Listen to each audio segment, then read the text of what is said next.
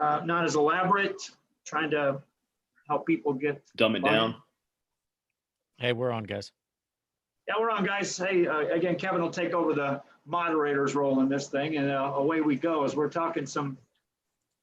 What week are we in as we get ready for football? Week 4, and week 4 or 5. Some schools, 4. Some schools 1. Who knows? But here we go, another week, guys. Let's talk about first of all what happened last week. Any shocks? Any surprises?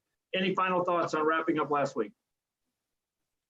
I thought London looked really good against Orange Grove, even though they lost.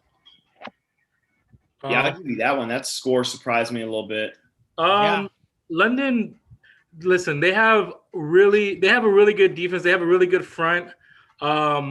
They made Orange Grove's QB really uncomfortable for a lot of the night. I mean, he's a player. He made plays. He had a couple of touchdown runs and a couple of passes to his wide receiver 11. His name escapes me. Connor Gillenfeld. There you go. Gillenfeld was probably my player of the game. He had a couple of long catch and runs, but other than that, I mean, they scored on big plays. But just London's front, man, that's going to be a good team to watch. They're gonna make quarterbacks uncomfortable, I feel, going forward.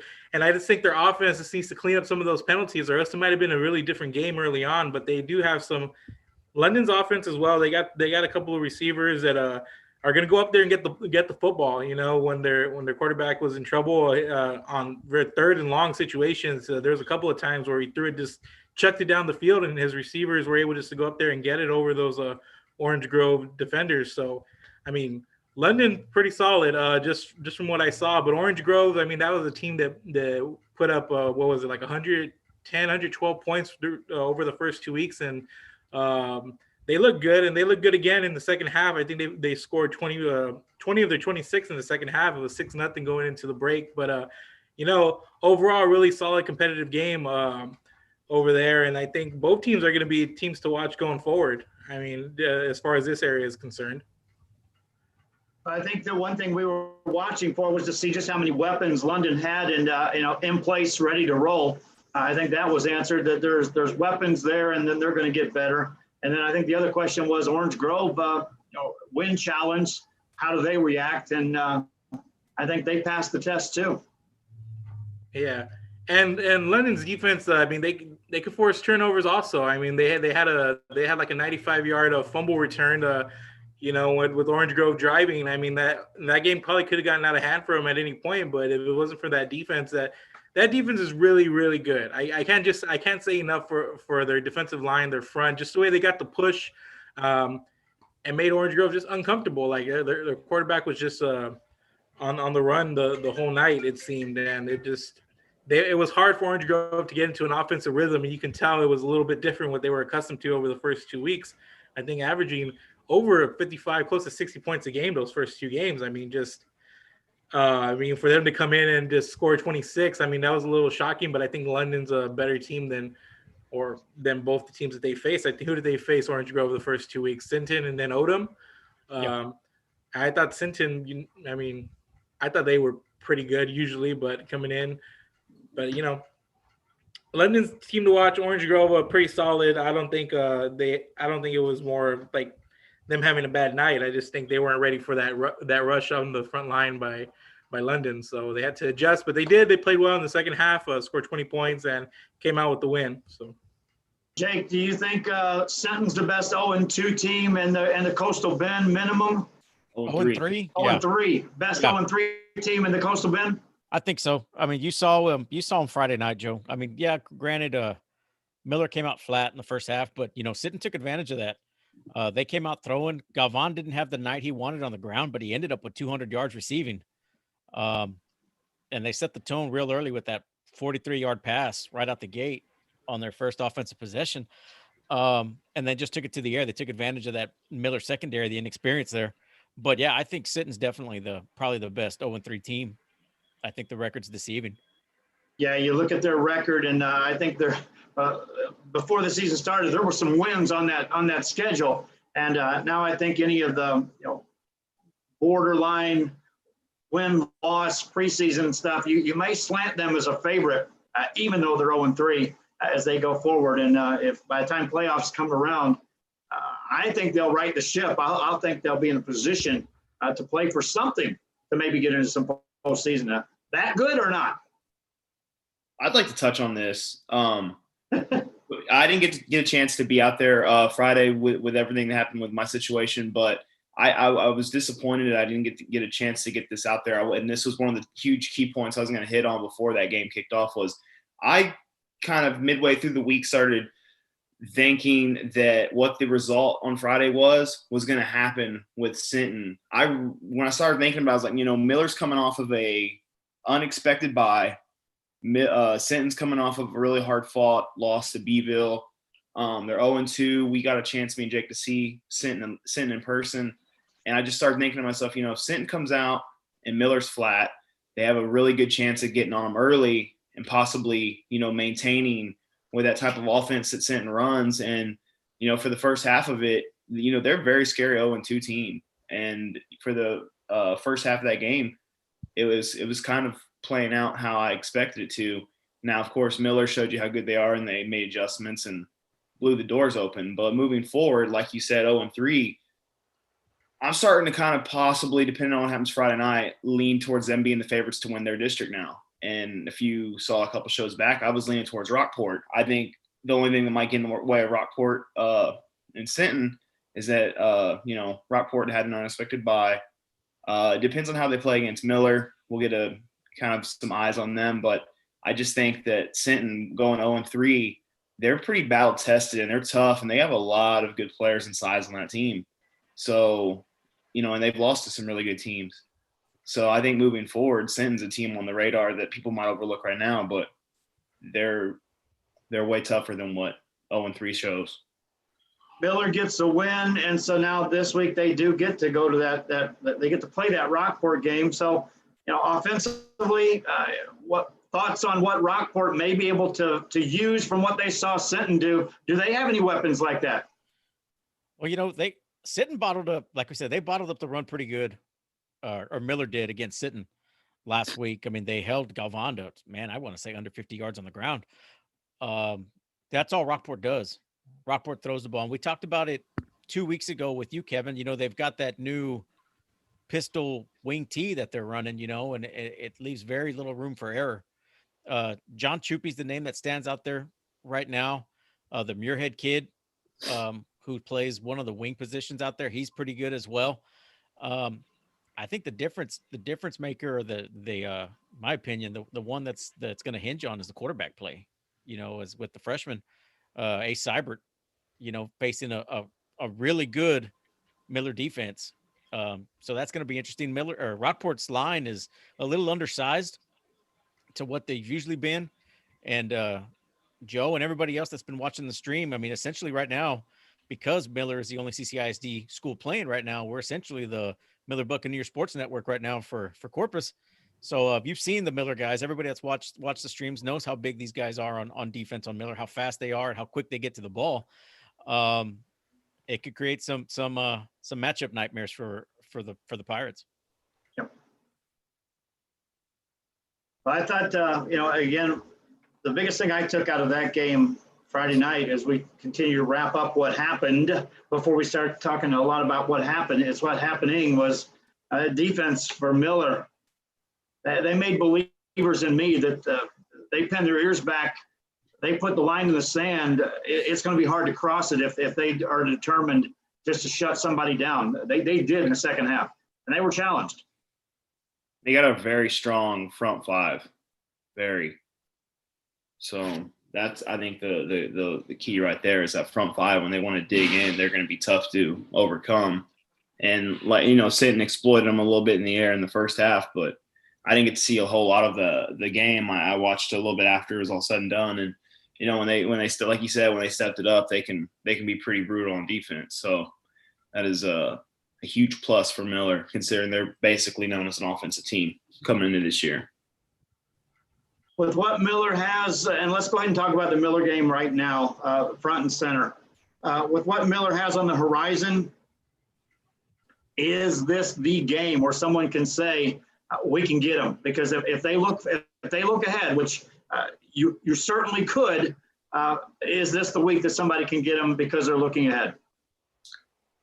I think that, go back 2 weeks ago when this game was originally going to take place, the Rockport and Miller game, and Rockport's coming off their first win against the Aransas. Miller was coming off their first win against TM. I find this is going to be a really hard game for Rockport, and I like Rockport this year. I think they're going to have a really good year. Just off the bat, you have a freshman quarterback. You have a little bit smaller offensive line. To me, that's going to be the huge thing on Friday night, is that offensive line play. If that offensive line play gets blown up by this defensive line, it's going to be a long night for Rockport because, like Jacob said, that wing T pistol they run, hardly any room for error. They're not going to give a Cyber any time to throw the ball, and it's just not good, right? You have no time to throw the ball as a true freshman. You're going to have a hard night. It doesn't matter who you are and how talented you are, especially when you got those kind of boys coming at you. I think Miller coming off of a tough fought win against Sinton and kind of coming out flat, and then you saw how they adjusted in the second half. I really don't see them, moving forward having those kind of nights. Just being around that coaching staff and Miller, they coach them up really well, and you could see how they got on them and changed the tone of that game in the second half. So I don't see them coming out again like that. They came off of a rare, unexpected bye. Rockport, here you go. They're coming off of a bye week that was forced. 2 weeks. 2 of them back to back. So now you had 2 weeks of no football, realistically, because of COVID-19, and you get 4 days essentially to prepare for a high-powered offense like this, who just came off of a hell of a fought win against Sinton. So it just, adding it up right now, it's just, to me, I would be more impressed if Rockport sticks in, makes it a hard game for Miller, kind of like Sinton did, and move forward. My outlook on Rockport winning this game is pretty bleak. If they come out and give them a game like Sinton did, then I'll be very impressed and continuing my thought with Rockport. Still think Rockport's going to be good. I just think it's a hard situation to come into Friday night with this type of team. So do we get to sing the same song again? Because the defense has the capability of controlling this game. Are we yet again going to not see as much of what this offense can throw at them? They won't have to throw it this week. They can stay pretty plain Jane.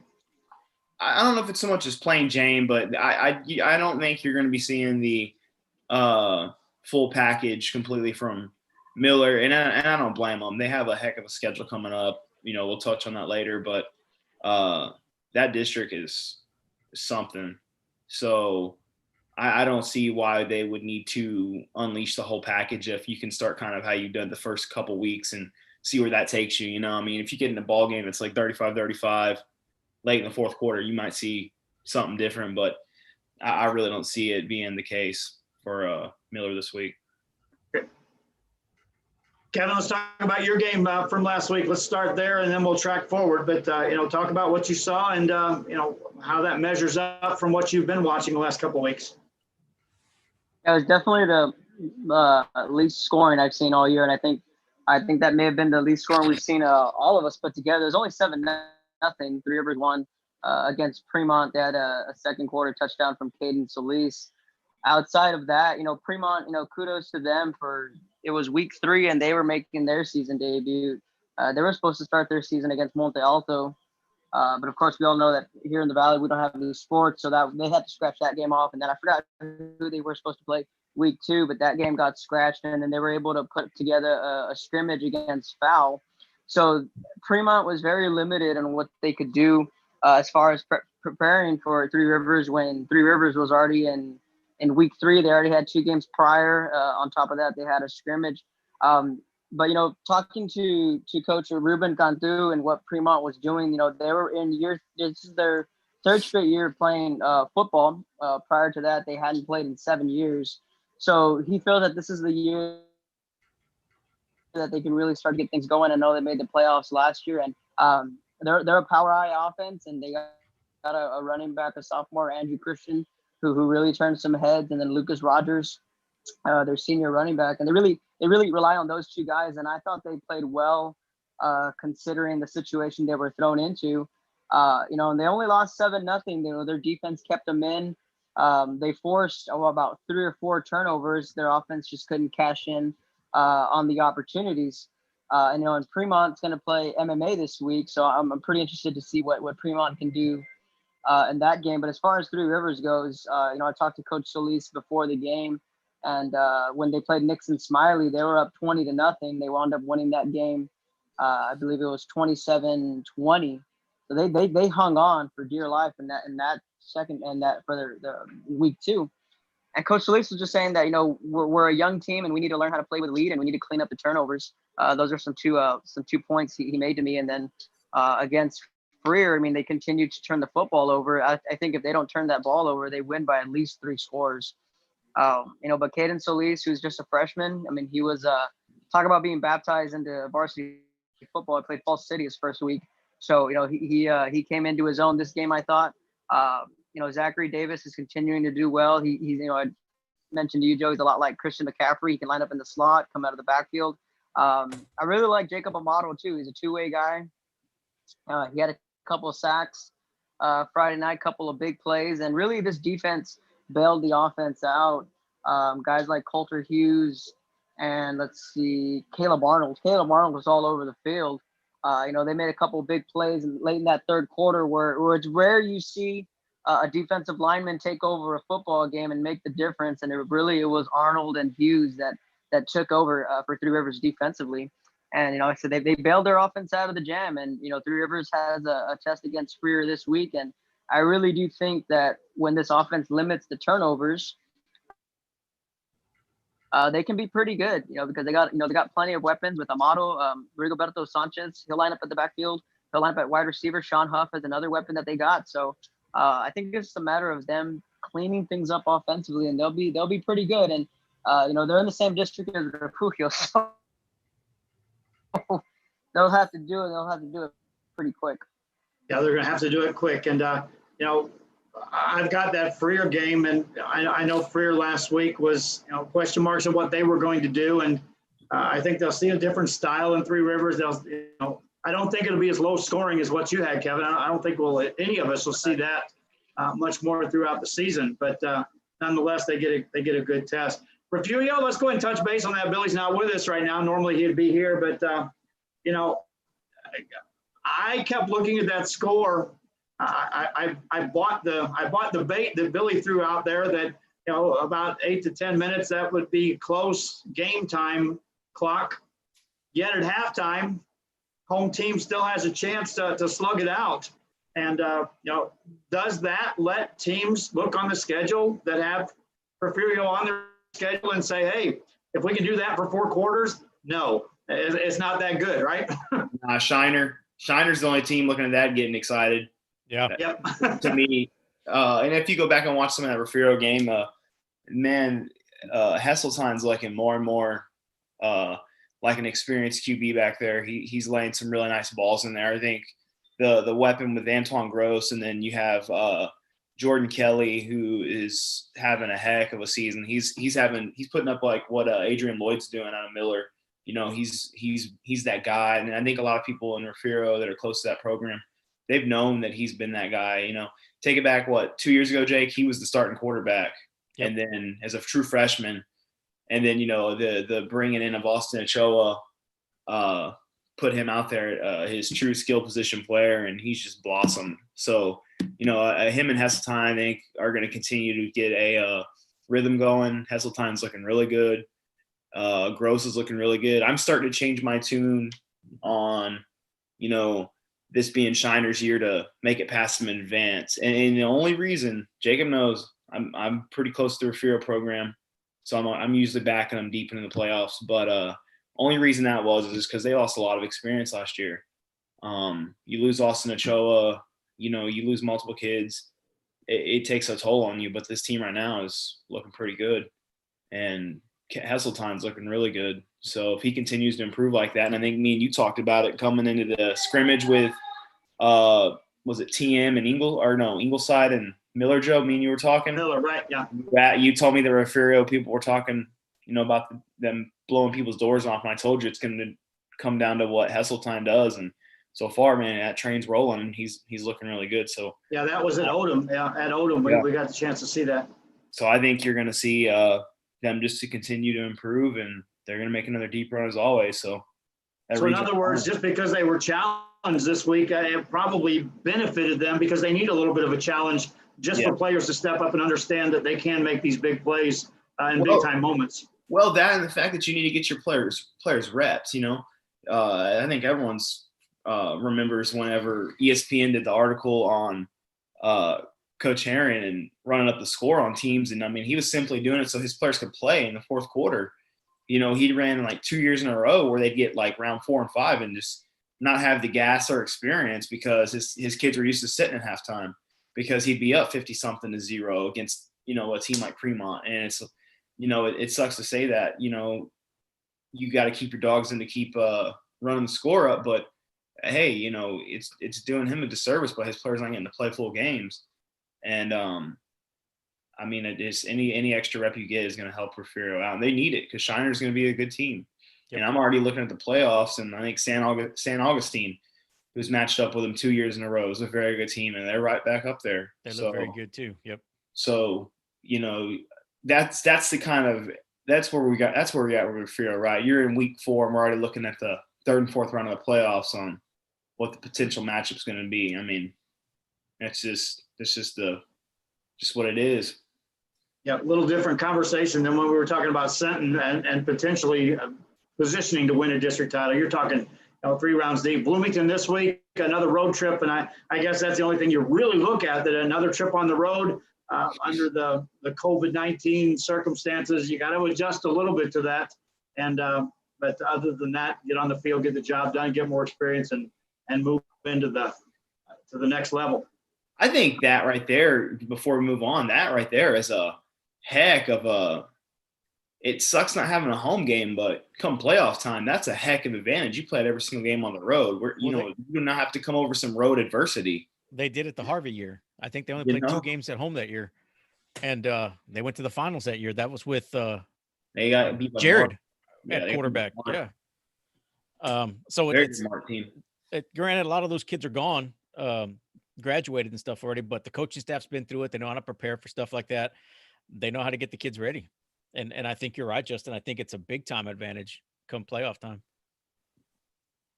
Good stuff there. Let's talk about some of the other games this week. Skidmore, Santa Gertrudis, AP Falfurrias, London West Oso, Fremont MMA. All right, Kevin, I'll launch on that MMA thing. The Rio Grande Valley has been chomping at the bit for somebody to do something sports-wise. And by that, I mean simply make a decision if they're going to play or not. Meanwhile, quietly, MMA has been practicing, has been scouting, and they're going to hit the field on Friday night. They're ready to play football. And I think they're going to carry maybe not the same clout that what the RGV gets behind when the last team standing is playing. But I think a lot of eyes are going to be on this football team. They're carrying more than just a home opener, or an opener on the road at Fremont. What do you think about that? Yeah, no, I think it's going to be exciting because they're the first Valley school to play any sport of any kind here in the fall. And, little by little, we're starting to see a lot of these school districts allowing the team to go back. That's well and good. But the fact that there's going to be a game played Friday night with a team from the Valley, it's a big domino moving forward. And MMA, I whether it's today or tomorrow, I do want to go make a trip out there to go catch up with the Leathernecks, because for those that don't know, it's a Marine Military Academy, and that year they're just constantly funneling kids in and out of the program. It's a challenge if you're a head coach, because one year you might have this kid, one year you might not, and you're constantly getting in new kids. And they got maybe about 20, 25 kids on the roster at best, more or less. The times we've gone out there. Yeah, 25 is a high water mark in recent years, and but yet, if ever there was a team that you just never knew, and you better at least go look at them every year, because those kids are not just coming in statewide, nationwide, they're coming in worldwide, and so you just never know when a couple athletes are going to come into a small school and make an impact. Where is that school located? Harlingen. It's in Harlingen. It's just like they just have a rotating group of kids every year, and that's good and that's really bad for them, because it's hard to really, find consistency in that kind of a program, because you have kids. You might have a couple of studs come in one year, have a good season, but then you're gonna have to restart all over again the next year when it comes to MMA. Yeah, it's certainly one. It's certainly one you can't say we saw them last year, so we know what they're going to do this year. That is not going to be the fact. You need to get eyes on who's on the field this year. Right. Yeah. A couple of years ago, they had Moshe Debo, and if Moshe Debo was playing for I don't know, a Harlingen or a Weslaco, everyone would know his name. But that kid was a stud as a running back. I think he was there for about 2 years, and he wound up making the All-Star team that year on the East Side. But yeah, it's definitely exciting, and we can touch on this later, Joe. But we were able, or I was able to make a couple practices here in the Valley with Lyford and with St. Joe. It's confirmed Hidalgo and La Feria are going to go on Monday. They're getting ready to roll, so slowly but surely. But yeah, old MMA, they're going to kick off the 2020 season. Who'd have thought, here in the Valley? Yeah, going to be a ball game. Kevin will have the call on that. That opens up the next part of this. We'll go ahead and talk about it. I'm going to have to duck out of here rather quick, so I'll hand the moderation over to Kevin here soon. But I did want to touch base with this while I'm with you guys. Teams like MMA opening the door. Here comes the Rio Grande Valley schools. Also, these 5As are going to be getting their scrimmages in this week. And so, how has the excitement level ramped up across the region, Coastal Bend, RGV, about more and more teams are getting involved, and football season is starting to feel more normal? They're having the Battle of the Arroyo, Mark. Did you see it? It's on the schedule. Oh, is it now? Yeah. Good for them. I mean, it's not my favorite time of the year, but just from a media perspective, I'm sure it's great for the fans and everything. And if I belonged to one of those areas, I would, probably be the same. But I think in all honesty, I just think just watching how everything's unfolded the last month, and then with the Valley set to start and everybody chomping at the bit, I think it just shows like how much resiliency and how much like all these athletic departments have, and everything that they're doing. Numbers have been down. I mean, I think coming into it, people have thought like, hey, we're gonna have it pushed back. We're never gonna get football. We're never gonna, there's gonna be confirmed cases. You're not gonna be able to trust these kids. They're not gonna be masking up. Things like that. But I just think everybody's really doing well, and I think the fact that we are at this point that the Coastal Bend has been able to make it now a month. Now the RGVs, they're getting the county stuff lifted, and they're starting over. I just think it's, the more normalcy we get, the more proud I am of just how everybody's handled everything.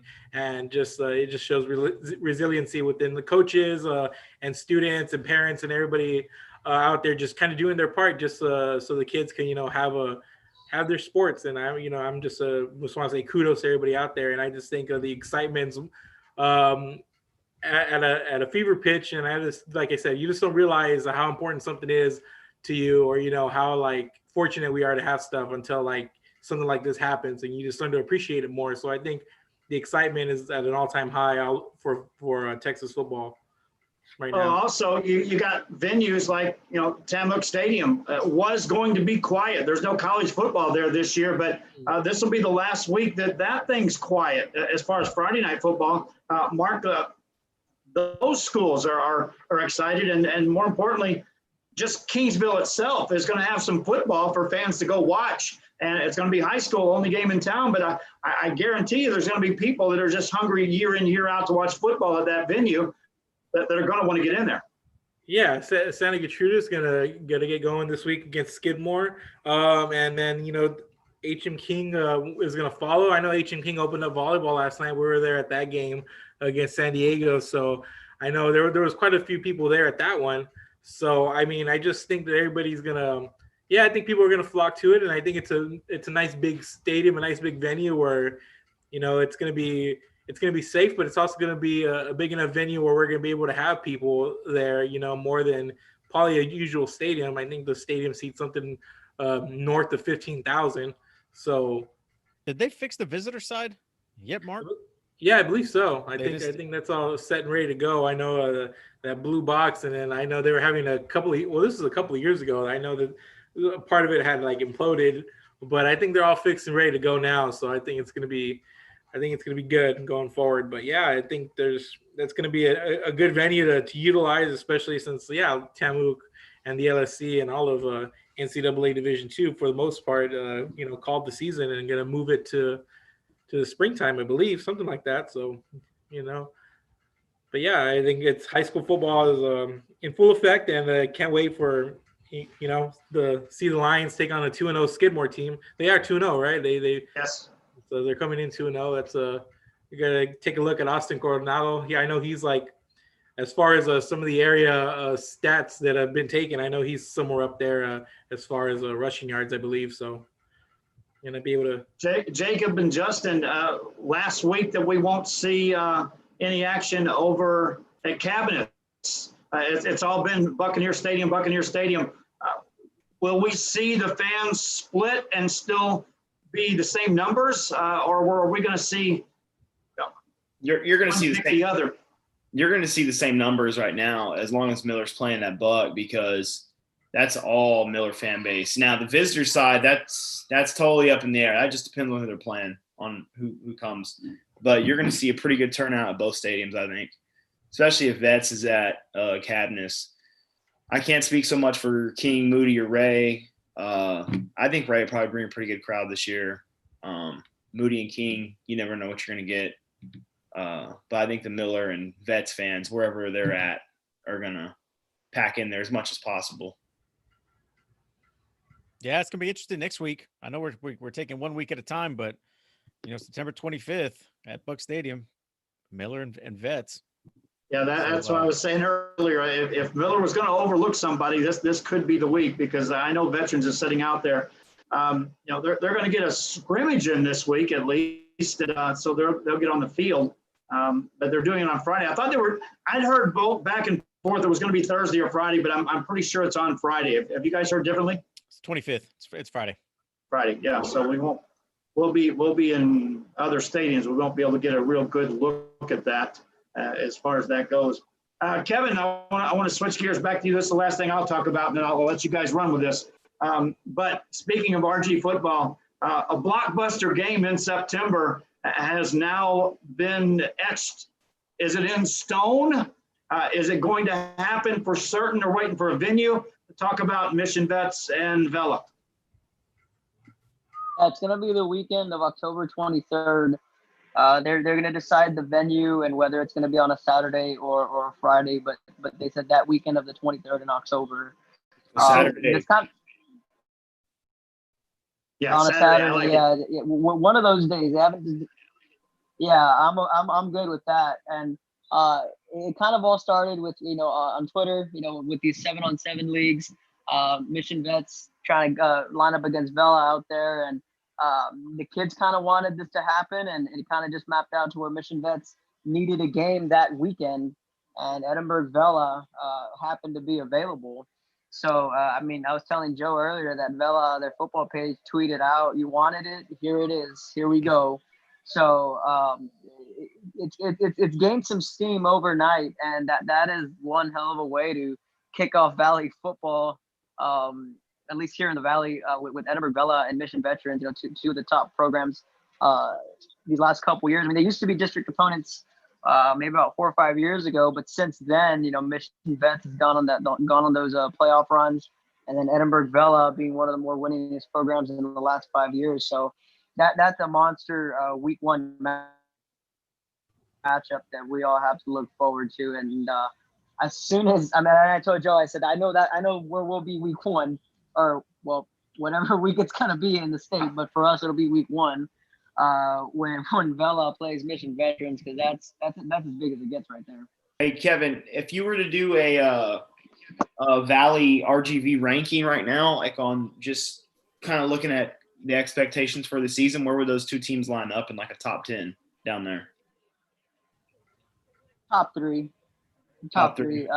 Edinburgh Vela's got to be the number one team coming in this year, and then right behind them would be Mission Veterans. Are they both 5A? But those two teams, Vela's 6A. Okay. Vela's 6A. They're in 31 6A, but they used to be in the same 5A district a few years ago. I think when Landry was a sophomore. But yeah, those two teams easily in the top three. Joe, would you agree with that? I mean, I as far as what we know going into this year, Vela is number one. Mission Vets could be a 2, maybe a 3, but definitely both top 3 teams in the Valley. Yeah, I slid Mission Veterans up the ladder as well because of the fact that there's a hidden gem that fans are going to get accustomed to seeing real quick. They got a new quarterback in town, and anytime you give David Gilpin a quarterback that has some talent, you know he's going to have receivers, and he's got a chemistry of developing quarterbacks. But he's a good one that's transferred in from IMG, and they ramped up on my list as far as top teams. I don't mind putting him at 2 preseason. I did have Vela as 1 because of the returners for that football team and just the presence they've made in the Valley over the last couple of years. And then the statement they made by winning their playoff game last year, at a place that, again, another one was like, hey, we want you, and you got them. And Vela got the win. I'm talking about Harlingen. Yep. That's that game, right? Yeah, that game last year was just had that was like 3 or 4 years in the making. I mean, those two teams wanted a piece of each other. But another thing for Mission Veterans is that with the new quarterback, that allows Ricky Reyna to show off his athleticism, and he's healthy. But of course, the big deal is that AJ Gonzalez is staying. Is he healed? Mission Vets. What's that? The Reyna kid, that's the one that broke his leg last year, right, at quarterback? Ricky Reyna, yeah, no, he's healthy. Yeah, he's been playing 7-on-7. He looks good out there. He's healthy. He's ready to go.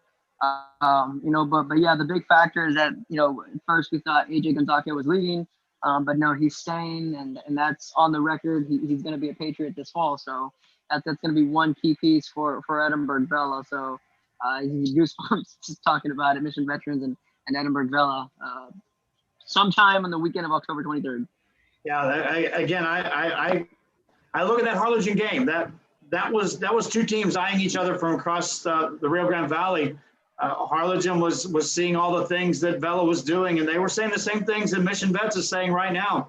Hey, you think you're that big? Wait till you play us. Wait till you play us. And that was the first real test that Vela experienced of somebody eyeing them from afar, throwing the gauntlet down. We can't wait. You won't do what you've been doing to other teams when you play us.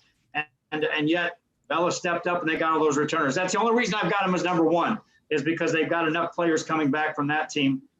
Everything else, I think there's too many question marks for a legitimate look at a top 10. You can throw about 7 or 8 teams in there, and if they finish anywhere in order, I don't think you'll be shocked. But there's just, if ever there was a season with too many questions, you just know there's a lot of quarterbacks that are back in the Rio Grande Valley, Kevin, and so at least they have that to hang on. I'm going to run, guys. I got to go try to get us some sponsors, believe it or not. So I'm gonna put that hat on, and you guys run with this. Do a great job, okay? All right, see ya.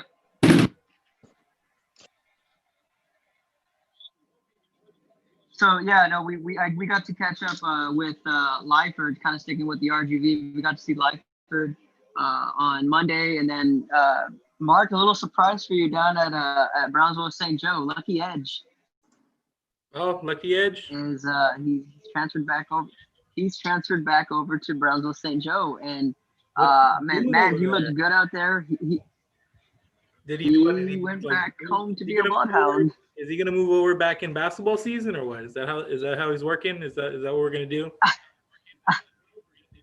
I don't know, but all I know is that Luigi Cristiano, he's got some weapons now. Lucky Edge is back, and then another guy named Jackson Rodriguez is one of the faster kids in that program. I mean, just those 2 guys alone, and then Melik Kawachi, our workhorse, he's gonna be back this year as a senior. So that was a heck of a back. Got some weapons, and I tell you what, Mark. Oh man, guys, if you guys hadn't heard of Melik Kawachi, I mean, if you know, you know. I mean, that kid's real underrated. The kid can play some football, but Luigi Cristiano is going to be a junior this year, so hopefully he can take that next step. But Mark, to me, it looked like Tino's numbers went up just a little bit. Remember last year we went out there and St. Joe's numbers were a little down, but this year they looked like they had their numbers up just a little bit. Yeah, no, and I feel bad for Cristiano. I know he got beat up a little bit in that Raymondville game, and I don't think he really ever got a chance to really shine. And I think he didn't really have much to work with. Like I said, when we went out there, St. Joe, it's usually a pretty a solid program when it comes to football. There were about 30 kids out there for football when we first went out there last summer. But yeah, no, I'm just excited to see what they do. They've got some weapons back. I mean, they're always a pretty solid program, so I think they're going to be solid once again. And I think give Cristiano another whack at it with some weapons and just hand the ball off to Kawachi and see what happens. I think they're going to be really formidable again. So, good for St. Joe.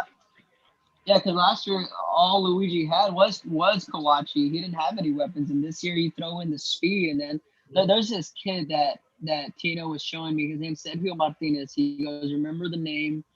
He was All-State last year on the TAPS list. The kid's built like a tank, guys.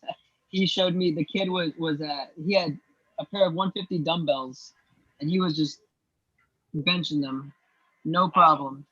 I was like, yikes! I mean, this kid's built like a tank. He's gonna be along that defensive line. Chino said he hasn't had someone that dominant since Ricky Minor was there a couple years ago. So I mean, this kid is poised for a big year. Like I said, he's built like a tank. On the flip side, I got to see Lyford too. Caleb Klosterman, he's back. He's healthy. He's going to be a senior this year. He had broke his collarbone last year in week 1 against Santa Rosa. He decided to not play. What's that? I go see if you don't jinx him this year. Oh gosh, yeah, guys, we had that star jinx, but I don't know if you want to talk about that more, but I don't really want to go back to the star jinx. But what's that? Don't do that. Don't jinx no one. No. There is such a thing. Kevin's got a little track record of doing that though. He's big Kevin. on, and all of a sudden, just no. The team or the individual just has a bad Black marble, dude. No, the star jinx started before I got there when Daniel Gutierrez was on the cover. That was Freddie from Raymondville. No, but you were all about Klosterman at the beginning of last year, and then boom, out. Oh, absolutely. Oh, you're right. Yeah. Oh, absolutely. I was. Yeah, I was on the Caleb Klosterman bandwagon, and I mean his brother Lane was a stud, and he is an even better baseball player. But he's coming back. He's healthy. That's big. That's big for Lyford. They have another kid named Devin Mendoza who's got some speed, and he's going to be making some plays for Lyford. And Izzy told me that this is the most speed he's had offensively for years. He's so healthy. I think they will. But yeah, that was my first stop on the tour for Valley High School football, and they went half shell, but it was good seeing some football out there. I know they have a scrimmage coming up on the 25th before they kick off their regular season. But another school I'd mentioned, Hidalgo will be going on Monday. La Feria will be going on Monday. It's an interesting situation going on in Rio Hondo. They had a board meeting the other night. Now they've decided to extend the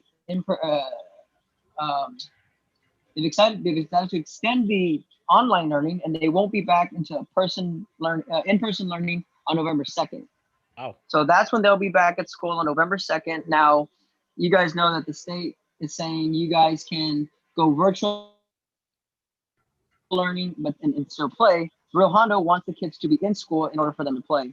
So fall sports is still in limbo. They had that board meeting and they kind of left with an answer, but didn't get an answer.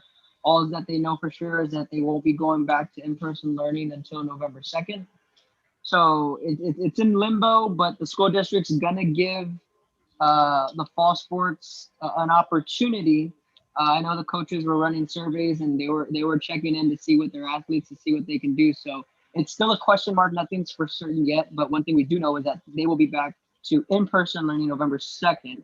And if you think about that, by the time they go back, the seasons will be over by then. So Rio Hondo is still a question mark. Mission Veterans got the green light. So we're starting to see a lot of these schools get the green lights and are going to start as early as next week. Raymondville already started. They started strength and conditioning earlier this week. Their volleyball team was out there working out. So yeah, little by little, things are slowly getting back to normal here in the Valley. But yeah, MMA will kick off the fall season here for us on Friday. Well, I mean, wouldn't Real Hondo, like in theory, still have like a chance at like the third playoff spot? Because like, don't they? Isn't like PI just don't they have like a 1-game schedule? I don't know. Like I don't like they're playing for the playoff spot, right? Don't they just need to play the 1 game or like I don't or. If Rio Hondo does not play, yeah, it would just be Raymondville versus PI 1 game. So it's tricky, and it all kind of stems from Robstown not wanting to be in the South Zone, wanting to be in the North Zone. If Robstown would have stepped into the South Zone, that would have made it easier if Rio Hondo didn't play. Yeah, but well, we'll see what happens there. I mean, it's a lot of moving parts. But that's essentially what happened. That's why Ben Bolt canceled, because they weren't going face to face until November. So that's why they canceled fall sports. Yeah, they just. How late in November? What's that? How late in November? Oh, it was like early November, I thought, because you still got to get the 2 weeks of acclimatization in before you can play a game, and right. So that pushes you to mid-November. Yeah, I mean, playoffs already started. Right. And I think you've got to have your certification in by, I think, November 6th, right? Yep. Right. Something like that. So I mean, right, that's the deadline. See, that's what Lyford did with their 2 weeks. They. So yeah, all right. Yeah, it's gonna be interesting to see what happens. What are you guys looking forward to this week? What are you guys looking forward to this week? Anything stand out on the schedule? Like I know last week we had a couple big games. So Ben, does anything stick out come Friday night? You know, I think does Calallen have Tyvee this week, Justin, or they have a bye week this week? I'm not 100% sure. Let me check. That's going to be another interesting matchup. You know, we talked about Sitton being an 0-3 team and probably being the best 0-3 team around here. You know, Calallen is 1-2, and they're no slouch either. You know, they went down a 1-point game with San Antonio Cornerstone, and then fought the number 2 ranked team in the state to a 21-13 loss that kind of happened on what you were watching the stream, weren't you, Justin? It was a last minute. They got what the heck? Okay, so they're off this week. Next week they got my Wildcats of GP, and then they have Tyvee the following week after that. Oh, okay. So they get a bye week, and then they go right in. Yeah, I watched that the Waco La Vega and Calallen game, and that was just something I wanted to talk about before I get off, because I don't got much more time on here. But the Calallen and Waco La Vega game was such a good game to watch. Two great programs battle it out. La Vega ran a lot more than what I was expecting them to do. I thought they might throw a little more, considering Jordanton had a lot more what's it called? Well, their starter was hurt. Oh, yeah, a lot more success against the throw of Calallen. But yeah, like Jacob said, the starter for La Vega was out. That is a heck of a team in Waco La Vega. Calallen did as much as they could, but it just reminded me a lot of the Fort Bend Marshall game with Calallen. Just not enough horses to keep up late in it. But as everyone always says, Calallen gets better as the year goes on. That's going to be, an intriguing possible playoff matchup if they match up again. And I think La Vega needs some credit here, even though we don't cover them. They've played in 4 weeks 3 or 4 top 10s. They played Port Lavaca, Calallen, and now they're going to go play number 1 Argyle. Well, they played Waco Colony too, who's top 5. No, they played Pflugerville Conley, who was 4A D2, number 5 in state. So they played a 4A D2, number 5 in state, a number 7 Port Lavaca, a number 7 Calallen, both in 4A D1. Now they're playing number 1 Argyle. And throw this in the mix, that number 7 Port Lavaca team beat number 6 El Campo last week. Ricebirds. So El Campo's another team. So this Waco La Vega team is playing a lot of possible playoff matchups early on in the year. And then, of course, you have Lampasas, who's looking really good. So if you go into this district that we have down here in 4A is huge. It is a very competitive district. Phil and Miller and then you start moving into like just the 4A D1 in general. 4A D1 in the playoffs is going to be fun to watch. You have a lot of good teams. Of course, you know, the limelight's on them right now, or the spotlight's on them because 5A and 6A aren't playing, but it's kind of nice to see people start taking a little notice of this 4A D1 and be like, wow, there's some teams. So moving forward, it's going to be good. I think Cal Allen's a really good 1 and 2 team. They're battle tested. Them and Port Lavaca is going to be a heck of a matchup. Definitely. Well, I guess before we wrap up, guys, I know you guys got things to do. Mark, where will you be at on Friday? Skidmore, Santa Gertrudis. Was watching the Academy Lions open up their season against 2-0 Skidmore. So yeah, that's where I'll be. But yeah, I mean, it'll be fun to open up a team season and see what Skidmore's got. But yeah, no, it was gonna be exciting. I know. Just another thing, like I said, just watch out for the Linden Pirates and also Orange Grove. Those 2 teams I saw this past week. I can't say enough about them. Just watch out for those 2 teams. During the season, they're going to be ones to watch in the area. Linden's got a lot of receiver power here. They got the Casales kids, and then they got a kid named Danye Castaneda, receiver. Those kids can all go and get it. Pretty Ty Leonard, the quarterback's really solid for London. So I think that's a really good built team to win. So look for them, you know, when it comes to some of the smaller schools. But I think they're at West Oso, so I think we're going to have that game as well. So we're going to get a chance to see them. Yeah, yesterday when I got to SGA, Mark, you know me, I was nerding out when I saw the big old softball state champion banner in 2018. Yeah. I was like, so that's what that looks like. Like it was nice. Yeah, it was nice to see. Yeah, you got some good talent there when it comes to softball. So. Definitely a little softball factory. I'll be at again, you know, MMA take it on Fremont, and from what I understand, Coach Warren likes to run the power eye, so that's what I'm expecting from MMA on Friday night. So that's going to be a rarity. 2 teams that like to line up out of the power eye. So who knows? I might be out of there by 9:30. So Jim Morton's the head coach down there? His son. Oh, his son. Okay. It was his son, right? Yeah. Yes. It was Rick Medill. Rick Medill for a while, Rick right? Medill, yeah. Yeah. Rick Medill was there for about 3 or 4 years, and then I had gotten word that they had replaced him. And the cool thing is that Bobby Lucio from Harlingen, he's now there. He's coaching the offense. Oh, really? Wait. It was yeah. It was one of those retired Bobby Lucio. That retired, rehired type deals. So, wow, that's pretty fast. Yeah. Don't you usually got to sit a year out or something? I don't know for the Coach pension and all that stuff. I don't know. That's weird. Okay, maybe it's private. I don't know. Coach Woodall did the same thing when he left Harlingen. You know, he left Harlingen, and then a couple weeks later he was out there at Lyford, same position, strength and conditioning offensive line coach. But yeah, I'm kind of excited to see old Bobby Lucio with MMA. It's a little different. Yeah, just down the street. Down the street. But yeah, no, guys, thanks for all coming on here today. We just adjusted with the time. We went on at 1:00 rather than a later date. But good luck at the games, guys, and we'll see you guys on Friday night. All right, man. Yeah. See y'all. See you later, guys.